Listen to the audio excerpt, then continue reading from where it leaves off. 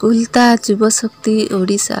गठनर उद्देश्य है जाति विश्वास कुलता समाजर समस्त युवपीढ़ीर एकत्रीकरण, स्वास्थ्य, शिक्षा, कृषि क्षेत्र में उन्नति, वैषयिक तालीम तथा युवक युवती मानक आत्मनिर्भरशील करने और युवपीढ़ी मध्य कुलता जातिर संस्कार और संस्कृतिर प्रचार प्रसार कर युव समाज को संगठित करने उद्देश्य कुलता युवशक्तिर गठन करा जायछि।